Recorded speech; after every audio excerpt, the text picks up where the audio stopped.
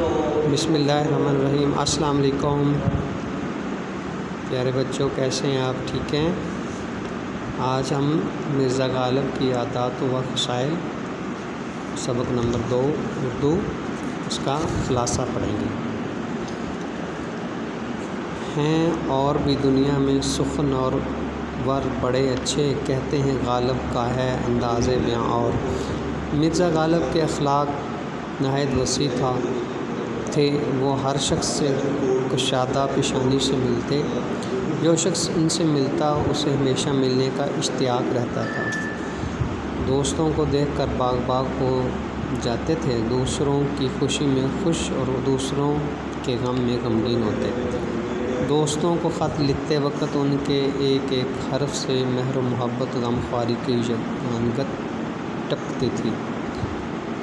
رہتی ہے مجھ کو سارے زمانے سے آشتی، دشمن اگر ہیں ساتھ تو 70,000 دوست۔ مروت اور لحاظ مرزا کی طبیعت میں بدرجہ اتم موجود تھا۔ عمر کے آخری حصے میں بھی وہ شعروں کی اصلاح دینے سے بالکل نہیں گھبراتے تھے۔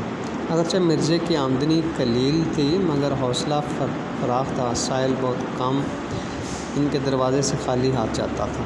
غریبوں اور محتاجوں کی مدد اپنی طاقت سے بڑھ کر کرتے تھے، یہی وجہ تھی کہ وہ خود ہمیشہ تنگ دست رہتے تھے۔ مرزا صاحب اپنے ان دوستوں کے ساتھ بھی اچھا سلوک کرتے تھے جو مشکل وقت میں ان کا ساتھ چھوڑ گئے تھے۔ ایک دفعہ مرزا کے ایک دوست ان سے ملنے کے لیے آئے تو انہوں نے سستا سا لباس پہنا ہوا تھا۔ غالب نے دیکھا تو انہیں بہت دکھ ہوا کیونکہ انہوں نے کبھی سستا کپڑا نہیں پہنا تھا، مگر زمانے کی گردش نے انہیں سستا کپڑا پہنانے پر مجبور کر دیا۔ مرزا غالب نے ان کے لباس کی خوب تعریف کی تو مرزا کے دوست کہنے لگے اگر یہ آپ کو پسند ہے تو رکھ لیں۔ چنانچہ مرزا غالب نے کہا کہ آپ میرے مکان سے کیا پہن کر جائیں گے، اس لیے انہوں نے اپنی قیمتی لباس اپنے دوست کو دے دیا۔